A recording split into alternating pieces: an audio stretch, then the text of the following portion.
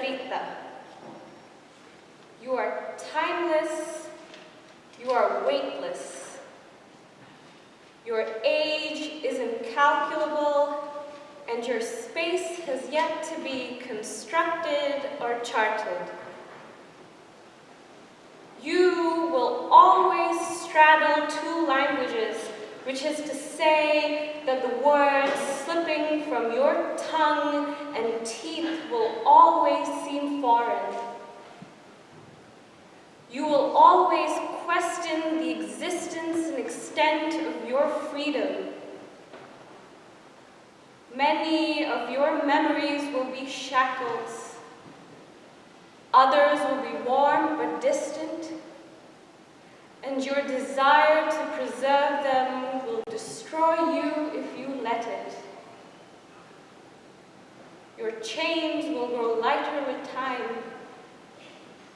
Your fortitude stems from these burdens. You are never going to feel like a full woman. Your first made sure to infantilize you, made sure you kissed death and screamed despair. Your second mistook loving you for exotic conquest, for spectacle, for charity case. Colors will fade and no longer matter to you. The desecration of your body will become normalized, and you will lose your sight. Womanhood will arrive when your own body attacks your unborn. She will leave without a fight. She knew this world wasn't ready for her, and she understood that you were not ready for yourself. The blood in your nightmares will become water. You may learn to swim through it, but if you haven't by the time you read this, please don't be ashamed. We are all drowning, but very few acknowledge it. You may deny your own drowning from time to time because your breath will be remeasured and your limits will seem to have vanished. But you will never stop drowning. Don't be too shocked when you learn that your great-great-grandfather desecrated his housekeeper and took her as his wife. Or that your great-great-grandmother learned how to repeat the whispers of denial in her own discourse of womanhood. This is one of the origins of your blackness. This is one of the attacks enacted by your whiteness.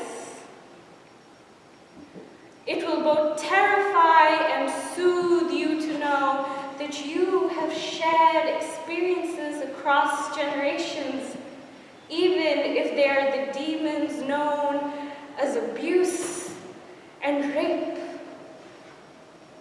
This is the discourse of womanhood, and it might be safer at times to recount it to yourself than to ignore its existence. If this is what gets you through, do not be ashamed.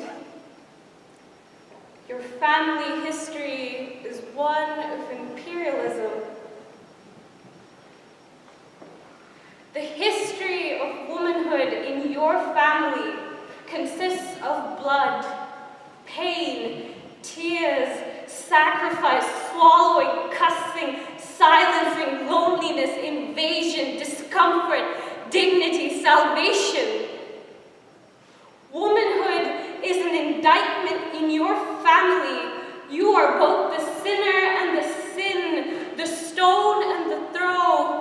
Men will only ever take as their hands are never satisfied. Perhaps when she arrives, will never be forced, will never sacrifice. If the world is lucky enough, she will only know growth. Fiercely protect and learn your history, but do not, under any circumstance, let it define you. This was the mistake of the women in your constellation. It is imperative that you remember that the things that you strive toward will not fulfill you. Your achievements are constructs. Your status is meaningless. It is okay for days to pass by without spectacle, as this is indeed what you have been wishing for each night. For no more movement, no more trauma, no more force. Learning to live with this stillness will be the loudest, most dizzying chaos. You will become impatient with yourself. You will fear the unknown, and there will be days when you disregard and deny your worth. These are the aftershocks of cyclical abuse. These are the days when pausing is encouraged. These are the days when you need to slip into your mama's skin, dance with her fearlessness, and speak your truths in the language your father proudly gave you. Because you are a vessel of experiences, of love, of skepticism, and you will always be worth fighting for, even when you don't recognize yourself in the mirror. When you finally meet your match, do not let him clip your wings. He will read these words and say, "That's not me." But you will both know that it is.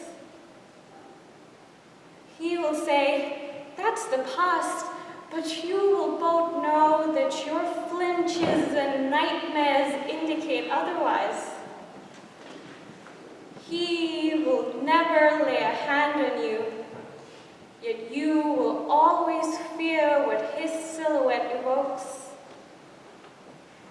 He cannot change this. Only time will. You are a product of sacrifice. You are a pillar of doubt molded from undead dreams and unwept tears. You are someone else's light despite your insurmountable darkness. Your flesh never belonged to you. Your flesh never belonged to you. Yours in love and light.